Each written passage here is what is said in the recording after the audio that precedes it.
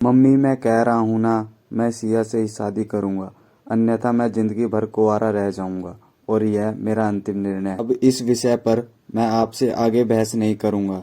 तभी अभिनव की मम्मी रमा जी ने कहा, बेटा तू समझता क्यों नहीं है? हमने तेरे सामने सिया की जन्म कुंडली पंडित जी को दिखाई थी ना, और उन्होंने सिया की कुंडली में मांगलिक दोष बताया है। अब तू बता, सब कुछ पता होते हुए हम तेरी शादी एक मांगलिक लड़की से कैसे कर दे?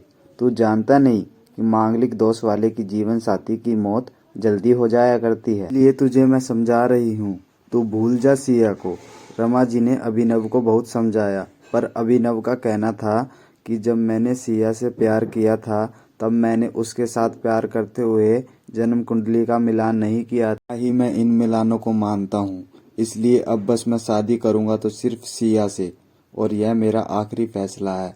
आखिर रमा जी को अपने बेटे की जिद के आगे झुकना पड़ा, और पंडित जी के द्वारा बताए गए अनुसार सिया के मंगल दोष को दूर करने के लिए अभिनव के साथ शादी करने से पहले सिया की शादी एक पेड़ के साथ करवाई गई, और उसके बाद सिया ने अभिनव से शादी करी। सिया दुल्हन बनकर अभिनव के घर आई, पर रमा जी को सिया का मांगलिक होना अभी भी खटक रहा था, और रमा जी उसे दिल से नहीं अपना पा रही थी, और घर में कुछ भी परेशानी आती तो उसका दोष सिया को ही दिया जाता। लेकिन सिया पढ़ी लिखी संस्कारी लड़की थी, और वह अपनी सासू माँ से मिले इन बेवजह आरोपों को अपने दिल से नहीं लगाती थी, और ऐसे ही ससुराल में उसके दिन कट रहे थे। एक दिन अभिनव ऑफिस से जल्दी घर आ जाता है। तब रमा जी ने उससे पूछा, बेटा आज जल्दी कैसे आ गया? तब उसने बताया, माँ आज सुबह से ही सिर दर्द और बहुत कमजोरी आ रही है, इसलिए ऑफिस में काम करने की हिम्मत ही नहीं हुई मेरी। तब रमा जी ने कहा, चल बेटा जल्दी कर, हमें डॉक्टर के पास चलना चाहिए। तब अभिनव और रमा जी डॉक्टर को दिखाने गए। डॉक्टर को दिखाने के बाद मालूम पड़ा कि अभिनव को पीलिया हो गया है, और दोनों जैसे ही घर लौटे, रमा जी ने घर को सिर पर उठा लिया और कहने लगी, जब से यह लड़की हमारे घर में आई है तब से हमारे घर में परेशानी और बीमारियां भी साथ में लेकर आई है। इसके कदम ही अशुभ है। अब देखो, इसका मांगलिक दोष हमारे बेटे पर भी असर करने लगा।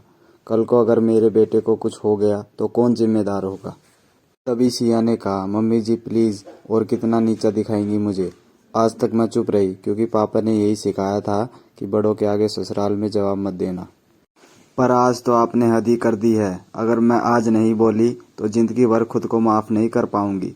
मम्मी जी, अगर आप पंडित जी पर भरोसा नहीं करती थी तो उनके कहे अनुसार आपने सारी मांगलिक दोष निवारण की विधि क्यों करवाई? क्यों पहले आपने मेरी पेड़ से शादी करवाई?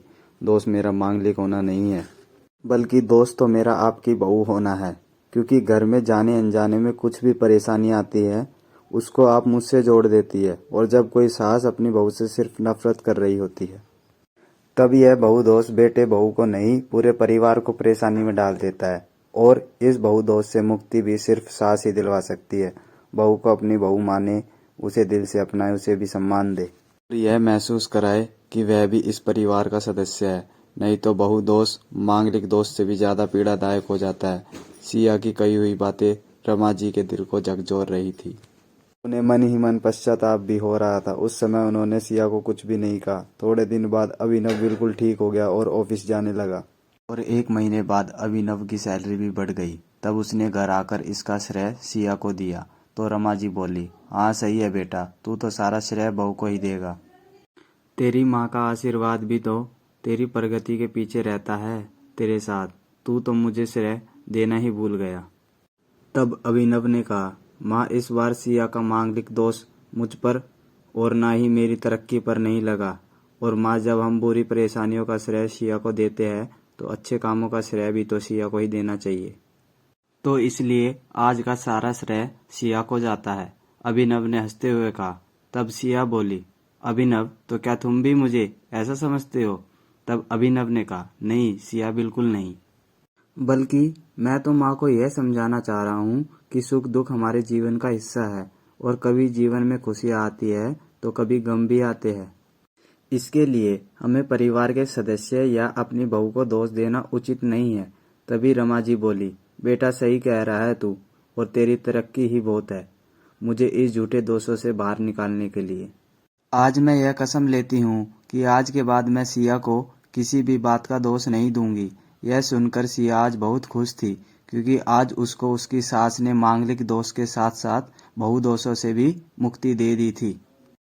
तो आपको कैसी लगी कहानी दोस्तों, ज़रूर बताइएगा। आपका दोस्त अक्षय चौहान।